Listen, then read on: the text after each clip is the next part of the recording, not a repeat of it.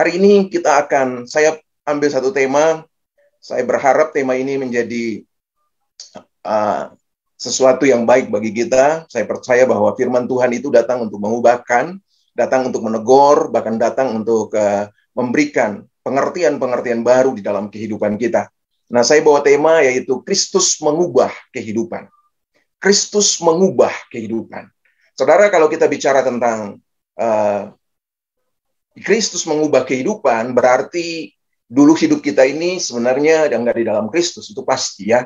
Tapi karena kita tinggal di dalam Kristus, kita percaya kepada Kristus, kita yakin bahwa kehidupan kita saat ini itu adalah karena Kristus. Dia mengubahkan setiap kehidupan kita, sehingga kita bisa ada sampai hari ini. Sehingga kita bisa hidup dan kita bisa memuji, menyembah Dia, kita bisa hidup di dalam kebenarannya, kita bisa berjalan di dalam kebenarannya, kita bisa percaya akan kebenarannya. Jadi, saya percaya bahwa hidup kita yang kita jalani hari ini, bagi anak-anak Tuhan, itu semua karena Kristus yang mengubahkannya. Dan kita percaya bahwa Kristus mengubahkan kita, punya satu tujuan, punya satu destiny, yaitu apa? Menjadi serupa dengan Dia. Ya, menjadi serupa dengan Kristus. Nah, kalau kita mau menjadi serupa dengan Kristus, kita harus benar-benar paham bahwa kebenaran yang Dia berikan dalam hidup kita itu, kita harus lakukan di dalam kehidupan kita. Dan kita harus mengerti di dalam hidup kita. Nah, kalau kita sendiri nggak mengerti bagaimana kita bisa lakukan di dalam kehidupan kita hari lepas hari. Nah, Bapak Ibu yang kekasih dalam Tuhan Yesus, saudara-saudara semua, mari kita akan belajar bersama-sama apa yang tema kita pada hari ini, yaitu Kristus mengubah kehidupan kita. Saudara, kita tahu bahwa dulu hidup kita itu di dalam lembah, di dalam kekelaman. Tetapi karena Yesus yang datang, mati di kayu salib, untuk menyelamatkan kita, Dia membawa kita dari lembah kekelaman untuk masuk di dalam kekekalan bersama-sama dengan Dia.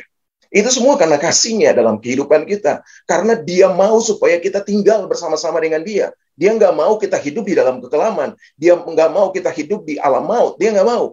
Tapi Dia mau supaya kita hidup bersama-sama dengan Dia di dalam kekekalan. Dan kita percaya itu surga. Ya, itu kerajaannya yang tidak tergoncangkan. Kita akan hidup bersama-sama dengan Dia untuk selama-lamanya di sana. Nah, apa yang kita lihat dari firman Tuhan, Allah rindu memang berbagi kasih-Nya dengan kita. Karena sifat dasarnya itu adalah kasih. Jadi ketika Dia turun membawa kita untuk masuk dalam kebenaran, menyelamatkan kita dari maut untuk masuk dalam kekekalan, sebenarnya itu dasarnya cuma satu. Yaitu karena Dia mengasihi kita. Dia mencintai kita. Karena kita ini adalah orang-orang yang berharga di mata Dia. Orang-orang yang mulia di mata Dia. Kalau saudara dan saya nggak mulia, nggak mungkin Dia turun untuk menyelamatkan kita. Nggak mungkin, saudara. Kalau saudara dan saya tidak berharga di matanya, nggak mungkin Dia akan lepas Dia tinggalkan kenyamanannya di sorga untuk datang melepaskan kita dari dosa. Sampai mati lagi. Ya, sampai harus menderita, sampai mati di kayu salib. Semuanya bagi kita. Itu yang Dia lakukan bagi kita karena itu cintanya bagi kita. Karena kita berharga, karena kita mulia bagi Dia. Jadi saudara harus pahami ini dalam kehidupan kita. Sehingga hidup kita itu adalah hidup yang berkenan di hadapan Dia. Nah, Allah menciptakan manusia itu serupa dengan Dia untuk dikasihi. Jadi Allah menciptakan kita itu segambar dan serupa dengan Dia. Bukan untuk dibuang, ya, bukan untuk dihancurkan, tapi untuk dikasihi. Kita tahu, kita semua tahu bahwa pribadi Tuhan, pribadi Yesus itu adalah kasih. Kalau kita bicara Yesus, kita sedang bicara kasih. Kalau kita bicara kasih, kita sedang bicara pribadi Tuhan, pribadi Kristus itu. Jadi Dia menciptakan kita segambar dan serupa itu untuk dikasihi. Jadi Bapak dan Ibu ini, kita semua ini dikasihi oleh Tuhan. Kita diciptakan segambar dan serupa dengan Dia untuk Dia kasihi. Bukan untuk Dia rusak, untuk Dia hancurkan. Enggak. Tuhan enggak seperti itu. Yesus yang kita percaya itu enggak seperti itu. Tapi Dia mengasihi kita. Dia mencintai kita. Haleluya.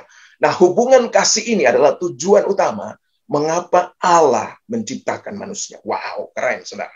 Jadi, hubungan kasih itu adalah tujuan utama mengapa Allah menciptakan manusia. Kenapa sampai saya bilang begini? Itu hubungan kasih. Karena begini, saudara. Allah menciptakan kita itu untuk dikasihi. Jadi kita ini adalah objek dari kasih-Nya Tuhan. Wow. Objek dari kasih-Nya Kristus. Jadi Kristus itu mengasihi kita. Nah, hubungan ini rusak ketika manusia itu jatuh dalam dosa. Jadi ketika manusia jatuh dalam dosa, hubungan itu rusak. Ya, hubungan antara Allah dan manusia itu terputus, tidak ada lagi hubungan apa-apa. Ya, tidak ada lagi sama sekali. Nah, Kristus hadir untuk memulihkan hubungan, mengubah kehidupan, dan menempatkan manusia pada kedudukan semula dari karya agung penciptaan. Jadi, Kristus hadir memulihkan hubungan. Jadi Kristus datang itu ke dalam dunia, mati, di kayu salib mati, menderita. Semuanya itu punya satu tujuan, yaitu untuk memulihkan hubungan kita kembali dengan Dia, dengan Bapa di sorga. Dia mengubah kehidupan kita dengan jalan, menderita, saudara. Dia mengubah kehidupan kita dengan apa? Dia meninggalkan tatanya di sorga, datang ke dalam dunia ini. Saudara, itu satu penghinaan besar bagi Dia. Itu satu penghinaan besar bagi Dia. Jangankan mati dulu, saudara. Nggak usah mati dulu lah. Saudara lihat, Dia turun dari sorga saja itu sudah untuk meninggalkan kemuliaannya, itu sudah satu penghinaan. Untuk menjadi sama dengan manusia, itu satu penghinaan bagi Dia. Dia mau melakukan itu dengan satu tujuan. Karena Dia mengasihi saudara dan saya. Yang setuju katakan amin. Ya, jadi saudara dan saya itu dikasihi oleh Dia. Makanya Dia rela datang ke dalam dunia, menderita, mati di kayu salib. Dia rela lakukan itu karena Dia cinta kita. Dia mengasihi kita. Nah, saudara lihat itu. Jadi Kristus hadir memulihkan hubungan antara kita dengan Allah, atau antara kita dengan Yesus Kristus sebagai Allah. Mengubah kehidupan kita dan menempatkan manusia, dengar baik-baik, menempatkan manusia pada kedudukan semula dari karya agung penciptaan. Jadi Dia mati itu untuk menempatkan kita, untuk membawa kita, menempatkan kita pada kedudukan semula dari karya agung penciptaan, yaitu segambar, serupa dengan Allah. Nah, kalau kita bicara segambar dan serupa dengan Allah, saudara, bukan saja gambar rupa kita ini seperti Allah. Enggak, bukan itu saja. Tetapi semua yang ada di dalam kita, kuasa, kasih, apa saja yang ada dalam diri kita ini, itu Allah. Itu semuanya Allah. Jadi kita harus bersyukur bahwa kita ini sangat berharga dan mulia di mata Dia. Haleluya. Nah, saudara, mari kita akan belajar bersama-sama. Saya ingin bawa kita untuk melihat ada 3 hal yang kita bahas hari ini. Yang pertama, Kristus memulihkan hubungan manusia dengan Allah. Jadi Dia datang, ya, Kristus itu mengubah kehidupan, Dia memulihkan hubungan manusia dengan Allah. Kita baca di dalam Yohanes pasal 3 ayat 36. Dibilang begini, barang siapa percaya kepada anak, ia beroleh hidup yang kekal. Tetapi barang siapa tidak taat kepada anak, ia tidak akan melihat hidup, melainkan murka Allah tetap ada di atasnya. Perhatikan ini, barang siapa percaya kepada anak, ia beroleh hidup yang kekal. Tetapi barang siapa tidak taat kepada anak, ia tidak akan melihat hidup, melainkan murka Allah tetap ada di atasnya. Saudara, kalau kita baca Yohanes pasal 3 ayat 36, kita menemukan hal yang luar biasa sebenarnya. Di sini saya menemukan satu hal yang luar biasa. Ada beberapa kata kunci yang ingin saya sampaikan di sini. Yang pertama kita lihat, kalau kita percaya kepada Yesus, dibilang ini, barang siapa percaya kepada anak, ia beroleh hidup yang kekal. Dengar baik-baik, itu tidak titik di situ. Ya, tidak ada titik di situ. Di situ ada koma. Ya, ada koma di situ. Dan dia bilang begini, dia melanjutkan ini, tetapi barang siapa tidak taat kepada anak, ia tidak akan melihat hidup, melainkan murka Allah tetap ada di atasnya. Jadi perhatikan, saudara, ada orang yang bilang begini, saya cukup percaya Yesus. Ya, betul, saudara. Kita harus percaya Yesus. Tapi kalau kita percaya Yesus tanpa melakukan apa-apa, sebenarnya kita sedang tidak percaya Tuhan. Iya kan? Kita percaya Yesus, tapi kita harus melakukan kehendaknya. Itu yang disebut dengan kata taat tadi. Jadi orang yang percaya tanpa ketaatan itu nol besar. Saudara, ya, kalau orang yang percaya tanpa taat itu nol besar. Saudara perhatikan kata itu, dibilang begini, barang siapa percaya kepada anak, ia beroleh hidup yang kekal. Betul, kita percaya kepada Kristus. Yesus bilang, kamu bersama-sama dengan aku dalam kerajaan sorga. Tapi dia bilang begini, saudara. Dia lanjutkan dengan kata ini. Tetapi barang siapa tidak taat kepada anak, ia tidak akan melihat hidup, Wow, saudara, ini bukan hal yang apa? Yang mudah sebenarnya bagi kita untuk memahami ini. Jadi kita harus percaya dan taat. Kita harus trust and obey. Kita harus percaya dan taat. Jadi kalau orang bilang percaya, dia juga harus taat, melakukan kehendak Kristus. Kalau enggak, dia nggak akan lihat hidup, kata Alkitab. Kalau enggak, dia akan nggak lihat hidup. Dan murka Allah akan ada di atasnya. Wow, coba kita perhatikan ini, saudara. Ini firman Tuhan yang luar biasa. Saya dapat dan saya lihat, wow, Tuhan luar biasa engkau. Jadi barang siapa percaya kepada anak, dia beroleh hidup yang kekal. Tetapi barang siapa tidak taat kepada anak, tidak taat kepada Kristus, ia tidak melihat hidup. Jadi percaya dan taat. Kita harus lakukan itu di dalam kehidupan kita. Percaya Yesus dan melakukan kehendaknya dalam kehidupan dia. Dengar baik-baik. Melakukan kehendak Yesus dalam kehidupan kita bukan untuk mendapatkan sesuatu, tetapi kita melakukan kehendak Kristus karena kita mensyukuri atas apa yang telah Tuhan berikan dalam hidup kita. Dengar ini baik-baik ya saudara. Jadi kita melakukan kehendak Tuhan bukan untuk mendapatkan sesuatu, tapi kita melakukan kehendak Tuhan sebagai ucapan syukur kita kepada Tuhan karena Dia sudah menyelamatkan kita. Makanya kata trust and obey ini ada di sini. Kata percaya dan taat itu ada di sini, saudara. Wow, jadi mari saudara, kalau kita bilang kita percaya Yesus, kita juga harus melakukan kehendaknya di dalam kehidupan kita. Haleluya. Jadi jangan kita cuma bilang begini, oh aku percaya, tapi kehidupan kita sendiri nggak beres. Ya, aku percaya kepada Kristus, aku setiap hari menyembah Tuhan, aku setiap kali memuji dan menyembah Tuhan, tapi kehidupan kita sendiri nggak beres. Ya, kita masih maki-maki orang, kita masih fitnah orang, kita masih melakukan hal yang tidak benar kepada orang lain, saudara. Nah, sebenarnya kita sedang tidak percaya kepada Tuhan. Sebenarnya kita sedang tidak percaya, tidak mengakui Dia sebagai Tuhan. Karena Alkitab bilang begini, kalau kamu percaya, kamu harus taat melakukan kehendak-kehendaknya. Semua kehendaknya di dalam kehidupan kita. Apa yang Dia bilang dalam hidupmu, kamu harus lakukan. Percaya, saudara. Kalau saudara percaya, saudara harus melakukan, taat melakukan itu. Kalau ada orang lain memfitnahmu, kamu harus membalas dengan apa? Apakah harus dengan fitnah? Enggak, bukan itu. Berarti kamu sebenarnya nggak percaya Tuhan. Ya, karena kalau kamu percaya Tuhan, ketika orang memfitnahmu, kamu harus balik balas dia dengan tetap mengasihi dia, mendoakan dia, supaya dia bisa berubah. Haleluya. Amin.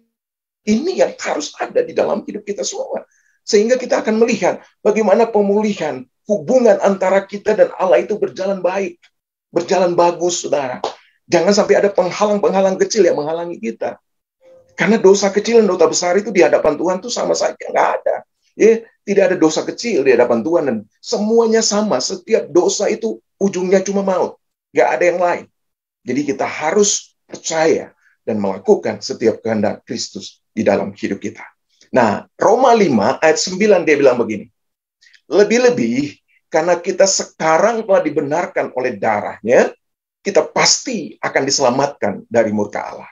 Jadi Roma pasal 5 ayat 9 dia bilang, lebih-lebih karena kita sekarang telah dibenarkan oleh darahnya, kita pasti akan diselamatkan dari murka Allah. Jadi saudara lihat bahwa Yesus datang untuk menyelamatkan kita itu, saudara, dengan mati di kayu salib, dengan darahnya yang tercurah di kayu salib, dia lakukan itu supaya kita diselamatkan. Dan dalam Roma pasal 5 ayat 9, dia bilang, karena kita sekarang telah dibenarkan oleh darahnya. Kita sekarang telah dibenarkan oleh darahnya. Kita pasti akan diselamatkan dari murka Allah. Nah, percaya ini dalam kehidupan saudara dan saya. Tapi ketika kita percaya, kita harus mensyukuri kebaikan Tuhan atau penyelamatan yang Dia berikan dalam hidup kita. Dengan apa? Melakukan setiap kebenarannya di dalam kehidupan kita. Haleluya. Yang setuju boleh katakan amin, saudara. Puji Tuhan. Nah, kematian Kristus di kayu salib redakan api murka Allah. Ya, itu pasti. Kematian Kristus di kayu salib itu, jadi Bapa itu lihat anak. Jadi Bapa itu melihat Yesus yang mati karena ketaatan Dia. Mati di kayu salib untuk menyelamatkan hidup kita. Jadi ketika Dia lihat Yesus mati di kayu salib, murkanya langsung hilang kepada manusia. Jadi manusia yang menyebabkan murka Allah menyala-nyala, diluputkan dari api amarahnya. Jadi Yesus itu meluputkan seluruh kehidupan kita dari murka Allah yang besar. Hubungan yang terputus, kembali terajut dengan pengorbanan Kristus di kayu salib. Jadi hubungan kita yang terputus itu kembali disambung, ya, disambungkan kembali oleh kematian Kristus di kayu salib. Jadi saudara lihat, harganya itu bukan murah, ya. Harganya saudara dan saya itu nggak bisa bayar, makanya mahal, bukan murahan, tapi mahal karena kita nggak bisa bayar kematian Kristus, pengorbanan Kristus bagi kita. Itulah yang menyambungkan hubungan kita dengan Allah. Sehingga hari ini kita bisa menyembah Dia, kita bisa memuji Dia, kita bisa berdoa bagi Dia, bahkan kita bisa dengar Dia berbicara bagi kita. Kita bisa dengar pesannya di dalam kehidupan kita. Itu semua karena apa, saudara? Semua karena Yesus. Kalau karena bukan Yesus, nah mungkin saudara dan saya akan seperti ini. Kita tidak pernah akan bisa berhubungan secara langsung dengan Tuhan, dengan Allah Bapa di surga. Tidak bisa. Tidak mungkin, saudara. Tapi karena Yesus sudah melakukan itu, kita langsung bisa berhubungan baik dengan Tuhan. Saudara di mana saja, ya, bukan saja di dalam gereja, bukan saja di kamar doa saudara. Di mana saja saudara berada, saudara bisa berhubungan baik dengan Tuhan. Saudara bisa memuji Tuhan. Di kamar tidur saudara, di mana di toilet pun saudara bisa, bahkan di atas motor, di mobil pun saudara bisa bangun hubungan dengan Tuhan. Ya, bisa berdoa dengan Tuhan. Karena Tuhan mendengar. Itu karena apa? Karena Yesus yang membuat itu bagi kita. Bersyukurlah bahwa kita diselamatkan oleh Dia. Dia yang sudah memulihkan hubungan kita dengan Bapa. Hubungan kasih antara Allah dan manusia dipulihkan kembali oleh Yesus Kristus yang mati di kayu salib. Ya, saudara, coba lihat kasih-Nya yang begitu besar di dalam kehidupan kita, membawa kita untuk kembali ke gambaran diri Allah yang sempurna di dalam kehidupan kita, sehingga kita kembali menjadi sempurna, gambar dirinya semakin hari semakin sempurna, menjadi seperti Kristus. Itu yang Tuhan buat, itu yang Kristus buat di dalam kehidupan kita. Nah, bagaimana kita bisa memiliki hubungan yang dekat dengan Allah? Sederhana saja, saudara. Saya berikan ada beberapa yang sederhana. Yang pertama gini, jujur untuk mengaku dosa yang kita lakukan. Di dalam 1 Yohanes pasal 1 ayat 9. Nanti saudara baca di rumah. Jadi, jujur untuk mengaku dosa kita. Jadi kalau saudara buat dosa, ya, saudara tahu bahwa pengampunan dosa yang Tuhan sudah kasih itu, saudara, itu sekali untuk selama-lamanya, dan Dia sudah berikan. Jadi Dia sudah menanggung dosa kita untuk satu kali, untuk selama-lamanya. Tapi ketika saudara melakukan dosa, ya makin saudara harus mengerti bahwa saudara harus minta ampun, mengakui dosa saudara di hadapan Tuhan. Maka Tuhan, Dia itu adil, sehingga Dia akan mengampuni segala dosa kita dan menyucikan kita dari segala kesalahan kita. Jadi yang pertama itu jujur untuk mengaku dosa kita di hadapan Tuhan. Karena banyak kali orang sudah berbuat dosa nggak sadar bahwa dia itu buat dosa. Ya, bahkan secara sengaja dia nggak sadarkan diri dia bahwa dia itu berbuat dosa. Jadi dia lakukan saja apa yang dia mau. Dia pikir ya hidup ini hidup milik saya bisa lakukan apa saja, oke gitu, saudara. Tapi ingat, saudara, satu saat kita harus mempertanggungjawabkan apa yang kita lakukan di hadapan Tuhan. Jadi ingat itu, saudara. Jangan sampai kita salah melangkah. Yang kedua gini, mendengar dengan sungguh-sungguh firman Tuhan dan melakukannya. Ini penting. Jadi kita harus mendengar dengan sungguh-sungguh dan melakukan firman Tuhan di dalam kehidupan kita. 2 Petrus pasal 1 ayat 19. 2 Petrus pasal 1 ayat 19, nanti saudara baca di rumah saja. Jadi saya cuma jelaskan ini secara singkat bagi saudara.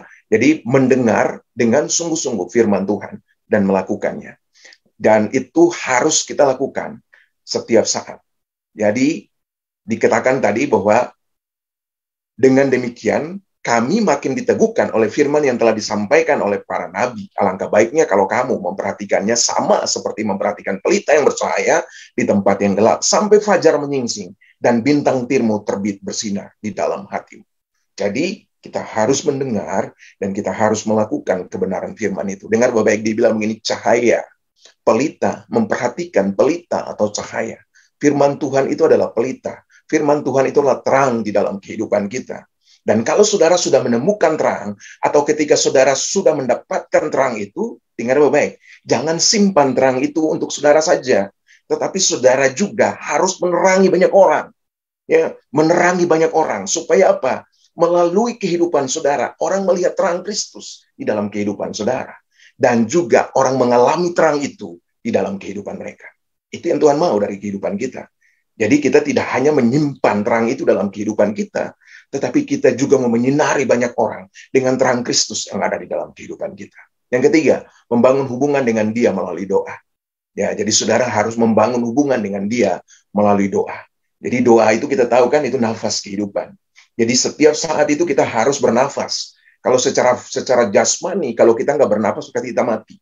Nah, secara rohani, kalau kita nggak berdoa, pasti rohani kita mati.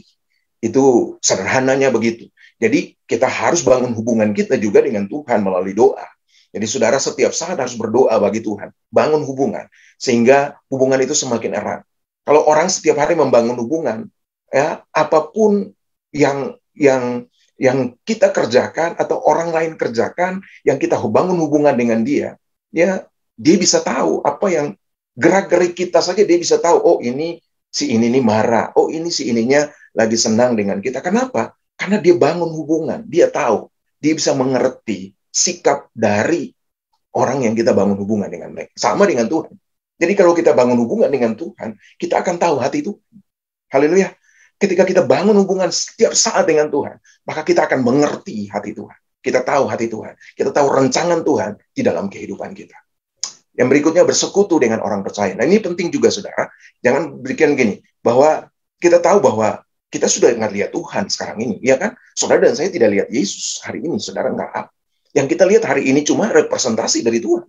Representasi dari Tuhan itu adalah kita, orang-orang percaya. Nah, kita harus membangun hubungan juga, bersekutu dengan mereka, orang-orang percaya, yang adalah representasi dari Tuhan itu sendiri.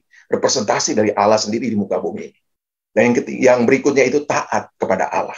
Kita harus tetap taat, yang tadi dikatakan, ya percaya kepada anak dan taat kepada anak. Kita harus taat kepada Kristus untuk melakukan setiap kebenarannya. Hanya mereka yang sudah ditebus oleh pengorbanan Kristus, yang menginginkan hubungan yang lebih dekat dengan Allah. Hanya mereka, ingat itu, hanya mereka yang sudah ditebus. Jadi hari ini, siapa yang merasa dirinya sudah ditebus oleh pengorbanan Kristus, maka dia harus setiap saat membangun hubungannya dengan Tuhan. Karena itu harus kita lakukan, saudara. Kalau nggak kita lakukan, itu kita yang orang dunia bilang ini kurang ajar kita di hadapan Tuhan. Kita nggak mau jadi orang yang kurang ajar kepada Allah. Tapi kita mau menjadi anak yang baik, anak orang yang benar, yang setiap saat membangun hubungan yang baik dengan Allah. Hanya mereka yang sudah ditebus oleh pengorbanan Kristus yang menginginkan hubungan yang lebih dekat lagi dengan Allah. Jadi, kalau orang setiap hari rindu dengan Tuhan, itu berarti dia mengerti bahwa dia sudah ditebus oleh Tuhan dengan kasih-Nya. Itu yang pertama. Yang kedua, Kristus memulihkan manusia dengan sesamanya. Amin. Jadi Kristus memulihkan.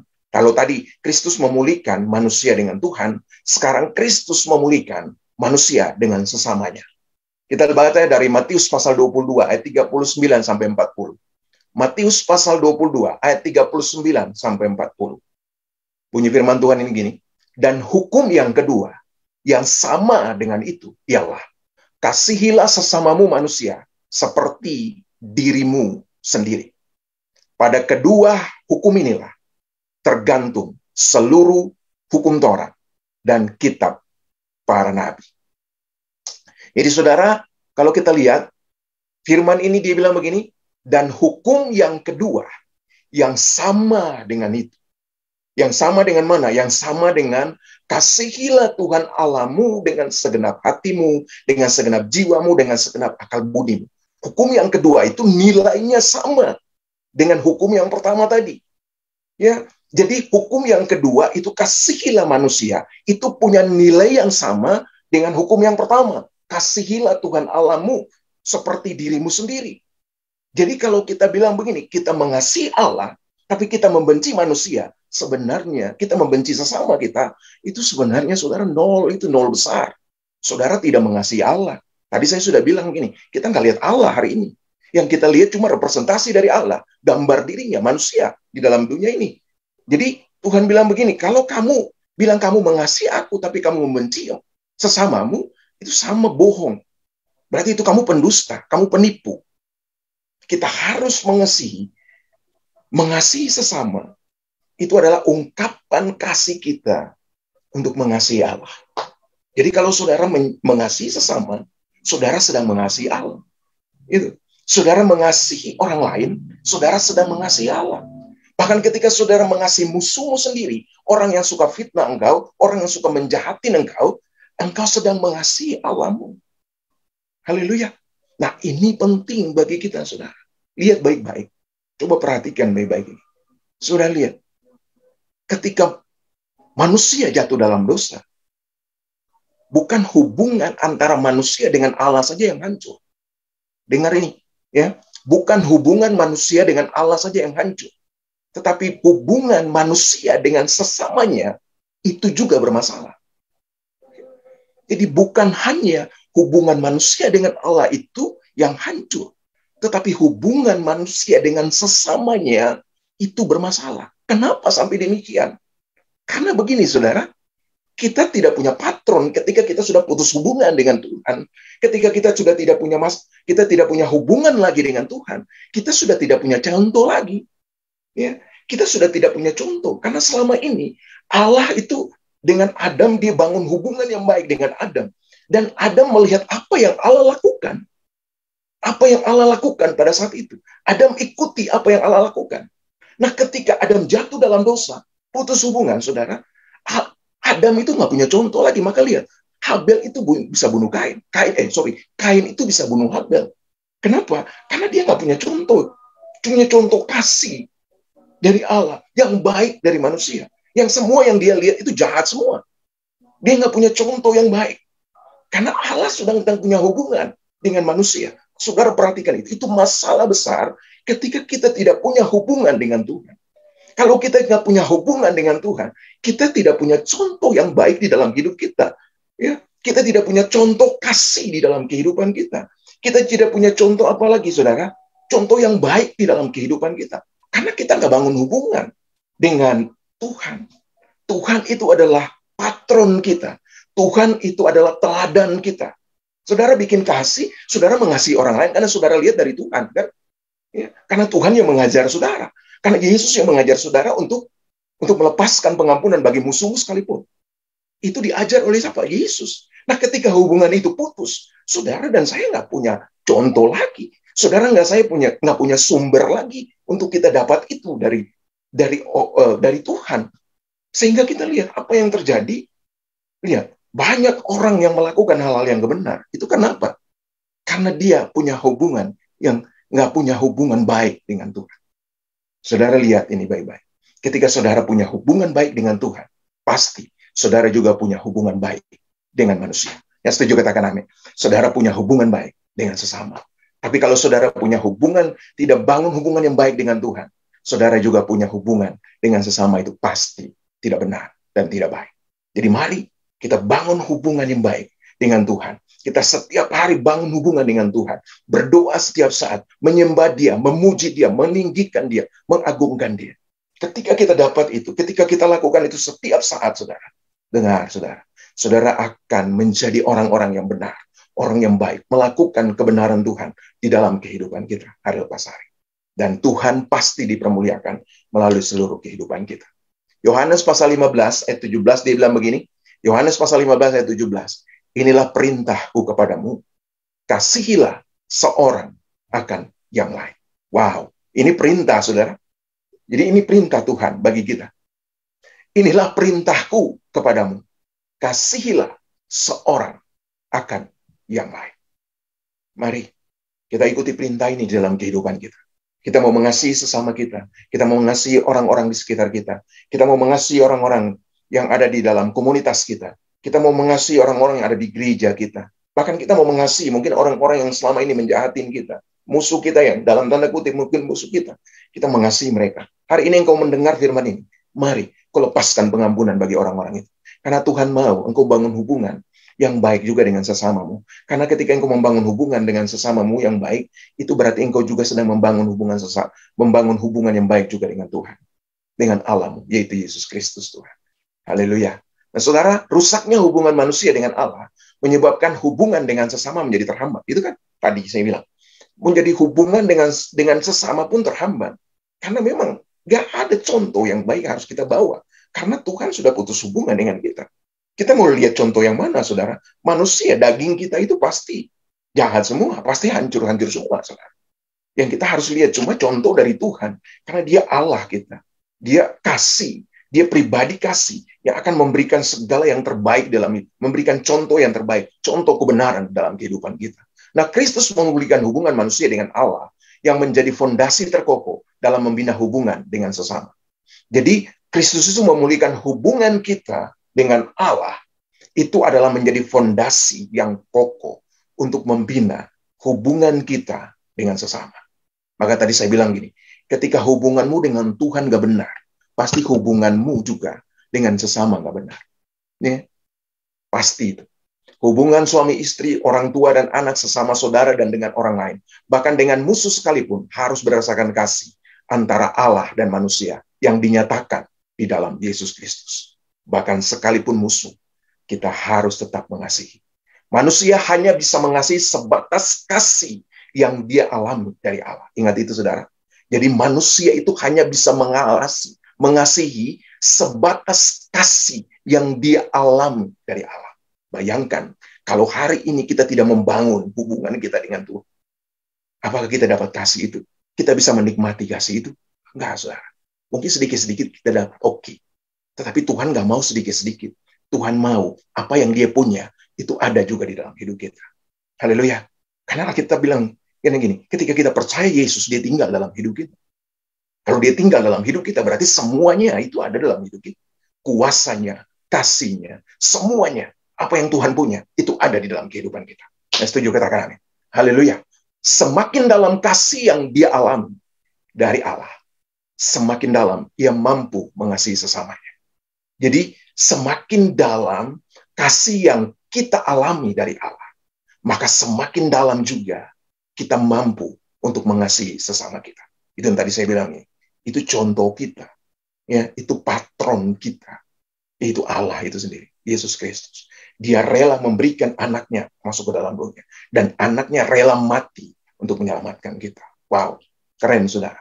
Nah, bagaimana agar kita dapat membangun hubungan dengan sesama? Sederhana, saya kasih. Jadi, bagaimana kita bisa, agar kita dapat membangun hubungan dengan sesama? Contoh-contoh sederhana.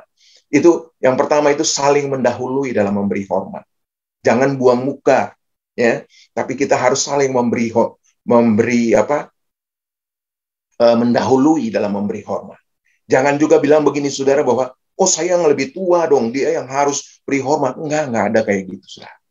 Walaupun kita lebih tua, tetapi kita juga harus mungkin mendahului memberi hormat kepada orang-orang yang mungkin di bawah kita. Karena itu yang Tuhan mau, Yesus mau di dalam kehidupan kita. Jadi saling mendahului dalam memberi hormat. Dan nanti baca aja Roma pasal 12 ayat 10. Yang berikutnya, jangan memandang muka atau suatu status sosial. Nah, kadang-kadang kan manusia seperti itu. Dia harus lihat dulu, ini orang kaya nggak? Ini orang berpengaruh nggak? Ini dia pemimpin. Kalau dia nggak pemimpin, gua nggak usah lah menghormati dia. Gua nggak usah lah membangun hubungan dengan dia. Enggak gitu, saudara. Enggak karena memandang muka atau status sosial. Tidak, saudara. Karena kita ini semua di hadapan Tuhan itu sama. Kaya, miskin, yang jadi pemimpin, atau jadi apapun di hadapan Tuhan, kita semua sama. Haleluya. Kita semua sama. Tidak beda. Di hadapan Tuhan itu sama. Jadi mari, saudara, itu yang harus kita lakukan. Jangan memandang muka, status sosial. Bagaimana kita dapat membangun hubungan itu? Bukan karena kita lihat orang itu punya status sosial yang tinggi, status sosial yang segala macam, atau memandang muka dia ganteng, cantik, dan segala macam. Bukan itu. Tetapi semuanya kita harus bangun hubungan. Karena kita adalah sesama orang yang Tuhan kasihi, Tuhan cintai. Berikutnya, selalu berbuat baik. Selalu berbuat baik. Galatia pasal 6 ayat 9, saling memperhatikan. Ibrani pasal 10 ayat 24. Kita perlu juga saling memperhatikan satu dengan yang lain. Saling mengasihi, saling memperhatikan satu dengan yang lain. Ya, supaya kita bisa ada terkontrol, terkoneksi di dalam satu komunitas yang benar, saudara. Kadang-kadang kan ada orang yang bisa lari dari komunitas. Nah, ini penting bagi kita untuk bisa kontrol, memperhatikan mereka, supaya mereka kembali lagi ke dalam komunitas yang benar. Supaya jangan mereka salah jalan, mereka keluar dari jalur kebenaran. Yang berikutnya itu pemaaf, berani memaafkan kesalahan orang lain. Penting bagi kita untuk memaafkan kesalahan orang lain. Karena Kristus sendiri sudah mengampuni kita, sudah memaafkan kita. Walaupun dosa kita merah seperti germisi, tapi Tuhan putihkan seperti salju. Itu kata firman Tuhan, saudara. Dengan darahnya yang kudus. Bayangkan, saudara, hari ini pun kita masih tetap berbuat dosa kan, tapi Yesus tetap mengampuni. Yesus tetap memaafkan kita. Tapi kita harus belajar terus-menerus untuk hidup di dalam kebenarannya, untuk tidak melakukan kesalahan, untuk tidak berbuat dosa lagi di dalam kehidupan kita. Karena itu yang Kristus mau di dalam hidup saudara dan saya. Kekristenan itu menjunjung tinggi hubungan yang baik dengan sesama manusia. Seorang yang sudah dipulihkan hubungan dengan Tuhan mendapat tanggung jawab untuk membangun dan memelihara hubungan yang baik dengan sesamanya. Saya setuju, katakan amin. Jadi kalau saudara sudah gini, saudara sudah dipulihkan, ya, seorang yang dipulihkan hubungannya, Tuhan sudah pulihkan hubungan kita dengan dia, maka tanggung jawab kita adalah membangun dan memelihara hubungan yang baik dengan sesama kita. Gitu. Jadi jangan sampai kita cuma dipulihkan hubungan dengan Tuhan doang, cukup sampai di situ. Enggak, bukan itu. Tapi kita juga harus jadi dampak, jadi berkat, tanggung jawab kita juga untuk membangun dan memelihara hubungan kita dengan sesama. Sehingga semuanya itu aman, damai, sukacita. Itu yang Tuhan mau di dalam kehidupan setiap kita. Haleluya. Nah, saudara, yang ketiga, yang terakhir. Poin yang ketiga, Kristus mengubahkan tujuan hidup. Kita lihat firman Tuhannya di dalam 1 Petrus pasal 2 ayat 9 dan 12. Ayat 9 dan 12. 1 Petrus pasal 2 ayat 9 dan 12. Dia bilang begini, tetapi kamulah bangsa yang terpilih, imamat yang rajani, bangsa yang kudus, umat kepunyaan Allah sendiri, supaya kamu memberitakan perbuatan-perbuatan yang besar dari Dia yang telah memanggil kamu keluar dari kegelapan kepada terangnya yang ajaib. Wah, saudara perhatikan baik-baik. Tetapi kamulah bangsa yang terpilih, imamat dan rajani, bangsa yang kudus, umat kepunyaan Allah sendiri, supaya kamu memberitakan perbuatan-perbuatan yang besar dari Dia yang telah memanggil kamu keluar dari kegelapan kepada terangnya yang ajaib. Saya langsung ke ayat 12. Ayat 12 bilang begini, milikilah cara hidup yang baik di tengah-tengah bangsa-bangsa bukan Yahudi, supaya apabila mereka memfitnah kamu sebagai orang durjana, mereka dapat melihat dari perbuatan-perbuatanmu yang baik dan memuliakan Allah pada hari Ia melawat mereka. Ya, setuju dengan firman ini, katakan amin. Haleluya. Nah, saudara perhatikan baik-baik. Kristus mengubah tujuan hidup kita. Kenapa sampai Dia mengubah tujuan hidup kita? Saudara lihat, tadi tujuan hidup kita itu mengarah ke maut, ke kematian yang kekal. Tetapi ketika Dia datang, Dia mengubah tujuan hidup kita. Yang tadinya kita tujuannya ke kematian, sekarang kita berbalik tujuannya kepada kehidupan selama-lamanya bersama-sama dengan Dia di dalam kerajaan Allah, di dalam kerajaan sorga. Dia mengubah kehidupan kita. Bahkan Alkitab menyatakan begini, tetapi kamulah bangsa yang terpilih. Kita ini bangsa yang terpilih. Kita ini menjadi orang-orang yang sudah dipilih oleh Tuhan. Imamat yang rajani. Kamu imam dan raja. Kita ini imam dan raja. Bayangkan, kita ini imam dan raja. Imam di dalam keluarga. Raja dalam tanda kutip ya. Raja-raja kecil. Ya, yang memerintah di keluarga kita. Menjadi imam di dalam keluarga kita, menjadi imam di dalam komunitas kita, menjadi imam di dalam gereja kita. Kita dipanggil semua, dipilih semua untuk itu. Bangsa yang kudus, umat kepunyaan Allah sendiri, supaya kamu memberitakan, dengar baik, Tuhan memberikan itu bagi kita sebagai imam dan raja, bangsa yang kudus, untuk apa? Tujuannya satu, tujuannya begini, memberitakan perbuatan-perbuatan Allah yang besar kepada orang lain. Kita keluar dari kegelapan, masuk ke dalam terang, bukan berarti kita tinggal dalam terang itu, lalu tidak bercahaya kemana-mana. Enggak, bukan itu. Tetapi kita keluar dari kegelapan, masuk ke dalam terangnya yang ajaib, lalu kita terangi orang di sekitar kita, kita pancarkan terang itu untuk menerangi orang-orang di sekitar kita. Supaya mereka juga bisa melihat terang itu. Bahkan mereka juga terhisap di dalam terang itu.